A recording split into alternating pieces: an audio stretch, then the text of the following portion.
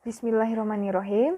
Assalamualaikum warahmatullahi wabarakatuh. Halo teman-teman, kembali lagi bersama saya Endang Mustika Endah. Di sini saya akan berbagi ilmu mengenai negosiasi. Nah, negosiasi itu apa sih? Negosiasi adalah sebuah seni dalam berkomunikasi. Nah, ada 3 macam seni yang bersatu dalam negosiasi.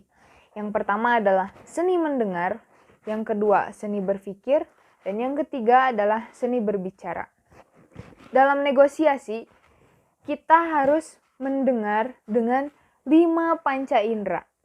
Yang pertama adalah mendengar dengan mata. Kita harus mengamati segala sesuatunya dan dijadikan sebagai informasi. Misalnya, kita melihat gerak-gerik dari lawan negosiasi dan harus menjadikan apa yang kita tangkap dengan mata kita sebagai informasi. Yang kedua adalah mendengar dengan indera pendengaran. Nah, tentunya dengan telinga ya. Nah, kita itu harus mendengar apa yang diucapkan oleh lawan negosiasi kita. Kita harus memahami setiap kata yang diucapkan oleh lawan negosiasi kita. Yang ketiga adalah mendengar dengan hidung. Kita harus mengamati secara bebauan atau wewangian yang ada di sekitar kita. Kalau misalkan kita melakukan negosiasi yang ada di tempat yang tidak nyaman, tentu negosiasi tidak akan berjalan dengan lancar. Yang keempat adalah mendengar dengan lidah. Jika kita harus mencicipi atau mencoba menangkap sebuah situasi yang nantinya dibutuhkan ketika ada sesuatu yang harus dirasakan dengan lidah. Yang terakhir, yang kelima adalah mendengar dengan indera peraba atau dengan kulit. Misalnya, ketika kita bersalaman dengan lawan negosiasi, kita lihat apakah dia gemeteran. Kalau dia gemeteran, berarti bisa disimpulkan kalau lawan negosiasi kita itu dalam keadaan grogi. Nah, biasanya dalam kehidupan sehari-hari kita bernegosiasi ya, dalam hal apapun itu. Nah, yang selanjutnya adalah dalam negosiasi ada yang disebut dengan BATNA. BATNA adalah singkatan dari Best Alternative to a Negotiation Agreement, atau batas terendah yang harus kita berikan yang harus kita terima dalam negosiasi, dan batas maksimal yang harus kita berikan dalam negosiasi kepada lawan negosiasi kita. Dalam BATNA itu ada 2 syarat dalam menentukan BATNA. Yang pertama adalah knowing yourself, yang kedua knowing your enemy. Knowing yourself, kita harus tahu apa yang kita punya dan apa yang kita inginkan. Yang kedua, knowing your enemy. Kita juga harus tahu apa yang lawan negosiasi kita punya dan apa yang lawan negosiasi kita inginkan. Sebenarnya, sebelum melakukan negosiasi, jika kita sudah mengetahui apa yang lawan negosiasi kita punya dan apa yang lawan negosiasi kita inginkan, kita sudah bisa menentukan apakah posisi kita ada di posisi menang dalam negosiasi atau dalam posisi kalah.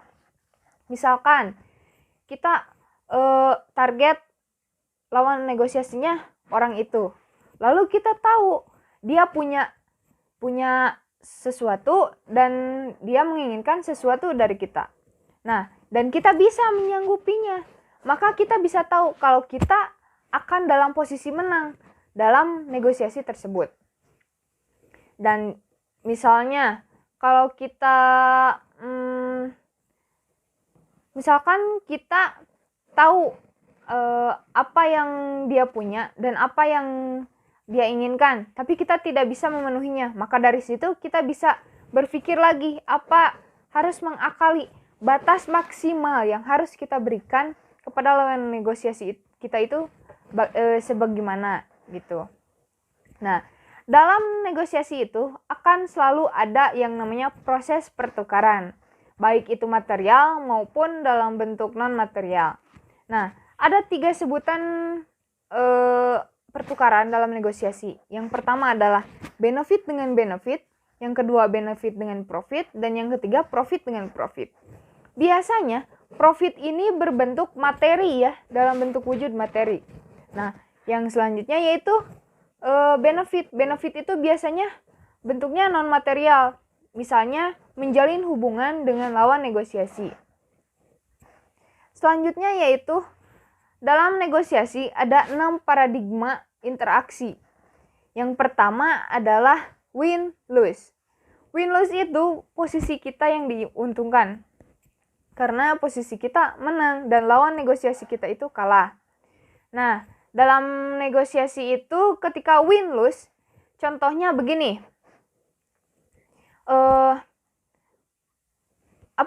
Karangan bungaku lebih bagus daripada karangan bungamu.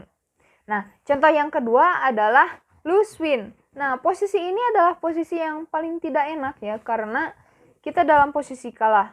Misalnya, aku iri sama dia rankingnya lebih besar daripada aku. Nah, begitu. Selanjutnya adalah win. Artinya, sejak awal pihak yang satu lagi memang tidak akan pernah bisa menang karena sudah terikat aturan. Contohnya, seorang pembantu dengan majikan. Pembantu ini tidak akan bisa menang karena sudah terikat aturan dengan majikannya. Selanjutnya adalah win-win, we both win. Nah, adalah jalan keluar yang dilakukan oleh dua pihak. Ketika dua pihak melakukan sebuah persetujuan, maka akan menemukan jalan keluar. Selanjutnya adalah lose-lose, we both lose. Sebuah posisi yang sudah terjadi sebelum nego berjalan atau sama-sama keras kepala. Nah, tidak ada deal di akhir. Sedangkan we both lose itu nego berjalan, ada deal di akhir.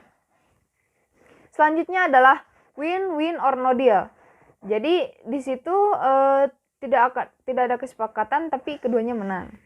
Selanjutnya adalah dalam negosiasi pasti ada yang namanya konflik. Nah, dalam mengatasi konflik itu ada yang disebut dengan handling konflik.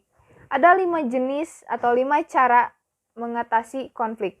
Yang pertama akomodasi, yang kedua adalah kontrol, yang ketiga avoid, yang keempat kompromi, dan yang kelima adalah kolaborasi. Yang pertama adalah akomodasi. Akomodasi itu kita lebih mementingkan yang orang lain inginkan. Ya, itu adalah posisi yang paling tidak mengenakan ya, karena kita menyetujui apa yang lawan negosiasi kita inginkan, dan kita ada di posisi lose dan lawan kita ada di posisi win. Yang selanjutnya adalah kontrol. Nah, di sini kita yang diuntungkan karena kita yang mengontrol, yang menguasai jalannya negosiasi. Karena kita berada di posisi win. Dan posisi lawan negosiasi kita itu adalah lose. Yang selanjutnya adalah avoid.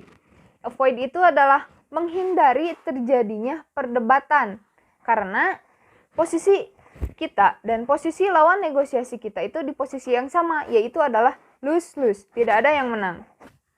Selanjutnya yang keempat adalah kompromi. Kompromi adalah keduanya membuat kesepakatan keduanya dalam posisi menang atau win-win. Jadi keduanya dalam posisi menang. Selanjutnya adalah kolaborasi. Nah, kolaborasi ini keduanya melakukan kesepakatan dan menciptakan hal baru. Nah, jadi mungkin hanya cukup sekian yang dapat saya sampaikan.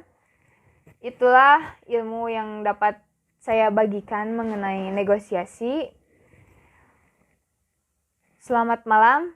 Terima kasih. Wassalamualaikum warahmatullahi wabarakatuh.